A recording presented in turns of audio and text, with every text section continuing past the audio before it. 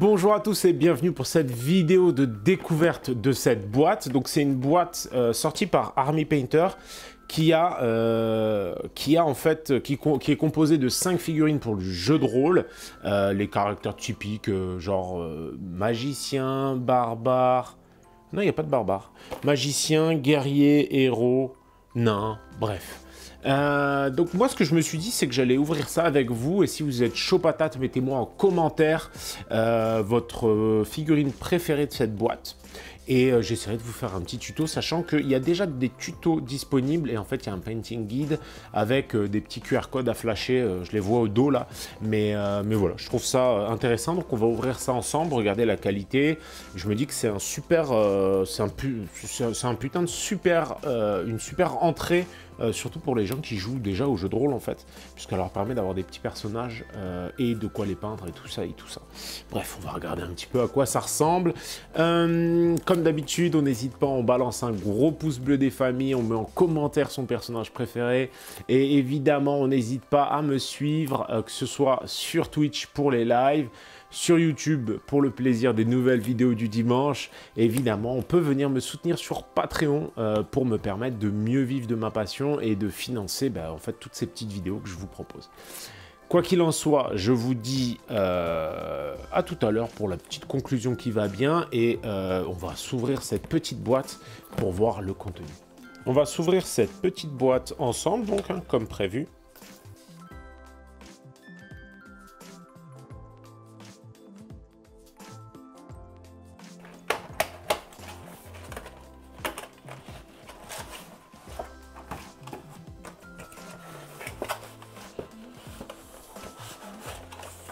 Alors, on a deux petites boîtes dans la grande boîte, l'une contenant les peintures, l'autre contenant un petit guide de peinture comme vous le voyez là, ainsi que les figurines. Ah cool, elles sont en plastique dur a priori. Nous avons aussi un pinceau et en fait le reste des peintures.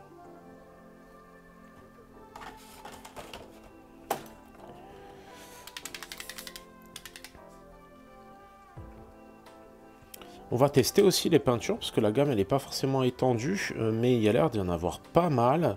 Donc ce sera l'occasion en fait d'utiliser, voilà, quitte à même peut-être suivre le guide de peinture, au moins sur les grandes lignes.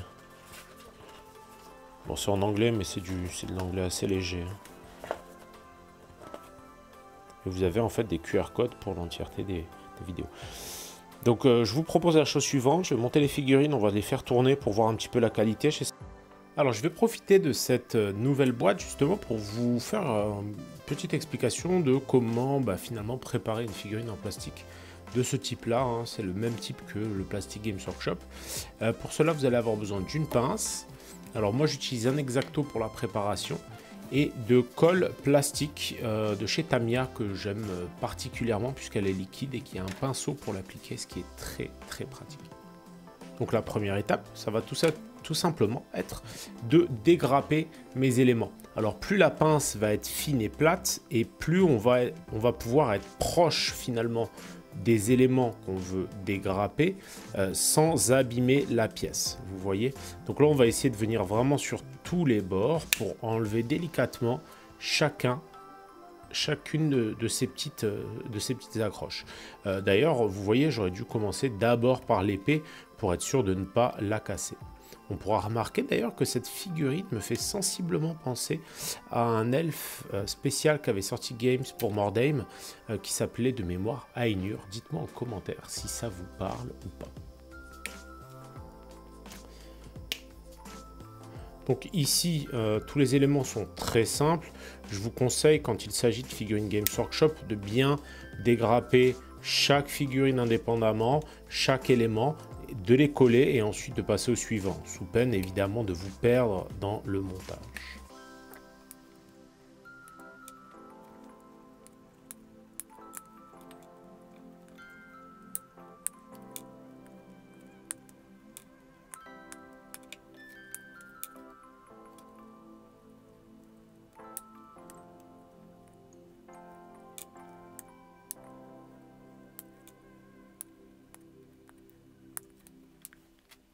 La deuxième étape va consister à enlever les lignes de moule. Alors, cette étape n'est pas nécessairement obligatoire, mais dès que vous commencez à prendre du niveau, forcément, vous allez avoir envie d'avoir des figurines à peu près clean. Et pour ce faire, en fait, je vais m'aider d'un X-Acto. Alors, évidemment, si vous êtes jeune, faites-vous accompagner d'une personne adulte et demandez-lui de le faire pour vous. Si vous êtes un adulte, prenez quand même soin de faire attention au niveau de vos mains. Moi, ce que je fais, c'est que je caresse avec mon X-Acto pour vraiment enlever les lignes de moule. Les lignes de moule vont nécessairement, si vous regardez, être dans le prolongement des zones où il y avait la grappe de plastique. Donc vous n'avez qu'à suivre normalement et la ligne de moule a une certaine continuité puisque le moule sera en deux parties la plupart du temps. Ça vous permettra tout simplement en suivant cette ligne de moule d'être sûr d'enlever tout l'excédent. Alors quand je passe, en gros je ne force pas, je me contente vraiment de caresser la figurine.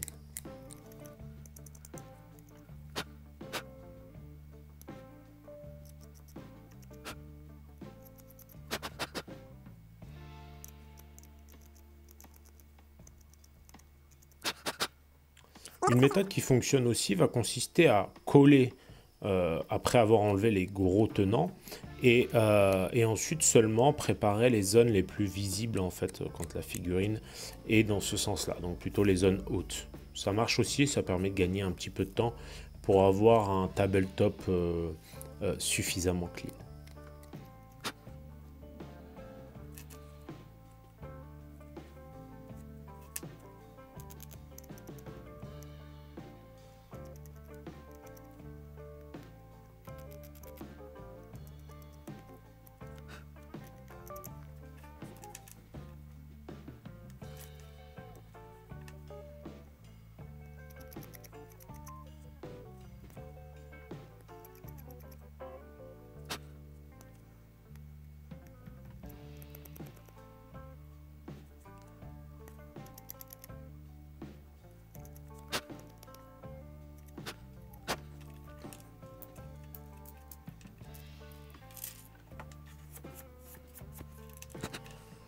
Une fois ces étapes finies, on va revenir avec de la colle plastique tout simplement. Et en fait, on va mettre de la colle plastique de part et d'autre de nos éléments à coller.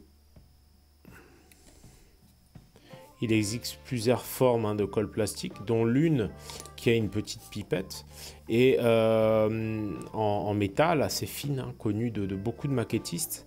Je n'apprécie guère cette colle puisqu'elle a tendance à se boucher souvent, mais sachez que si elle se bouge trop souvent à votre goût, il suffit de passer un petit coup de briquet en fait pour en fait la déboucher. Toujours pareil, si vous êtes jeune, n'hésitez pas à demander de l'aide, mais globalement, ça se fait assez bien. Mais je trouve vraiment la Tamiya liquide bien plus pratique. Au final, je trouve vraiment que la qualité du plastique est au rendez-vous. C'est plutôt cool d'avoir tout de suite ce type de qualité de plastique. On est plutôt habitué d'habitude à avoir du plastique un peu mou avec des figurines prémontées qui sont quand même un cran en dessous en termes de qualité. Donc là, avoir du plastique dur, c'est vraiment un énorme plus pour les gens qui vont découvrir via ce set la peinture de figurines. Les sculptures sont quand même un peu datées, on va pas se le cacher, mais en même temps, ça fait tout à fait le taf pour de la fantasy classique. Et évidemment, ce set s'adresse au plus grand nombre. Quand on développe ce genre de set, j'imagine qu'on pense au plus grand nombre. Et là, pour le coup, on a un magicien, un elfe, un assassin. Enfin bref, c'est assez cool. Vraiment, je suis assez fan, même si effectivement, je ne suis pas forcément le public cible.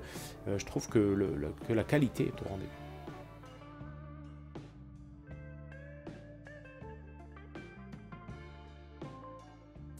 Donc voilà, vous avez vu un peu le contenu de cette boîte ainsi que les figurines. Je vous ai un peu montré d'ailleurs comment monter ces figurines aussi, si vous ne saviez pas encore comment vous y prendre.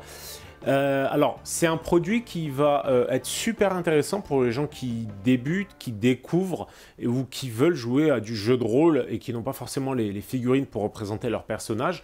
Et j'ai été agréablement surpris par la qualité des figurines. Le plastique dur est d'hyper bonne qualité. Les sculptures sont un peu old school, on va dire. Elles sont un peu dépassées.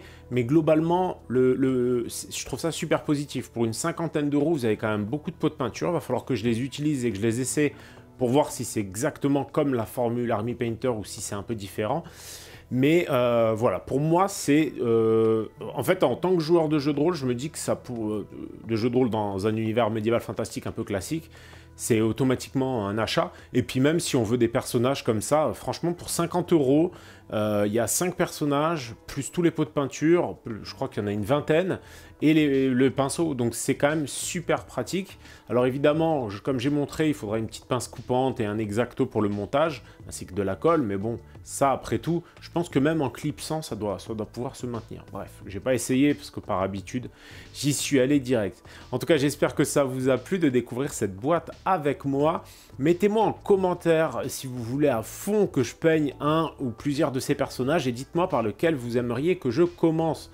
Évidemment, je pourrais pas forcément tout faire, mais si jamais vous me balancez un maximum de likes, bah à ce moment-là, j'essaierai de mettre un maximum de mon énergie là-dedans. En tout cas, merci à tous d'avoir suivi cette vidéo, et comme d'habitude, n'hésitez pas à me rejoindre sur Patreon si le cœur vous en dit pour aider financièrement cette chaîne, et sinon, vous pouvez tout simplement aider en likant, commentant et partageant à vos amis, aux gens qui ne connaissent pas encore la chaîne ou qui la connaissent déjà. Quoi qu'il en soit, je vous remercie et je vous dis à bientôt pour la nouvelle découverte sur cette chaîne. Ciao, ciao.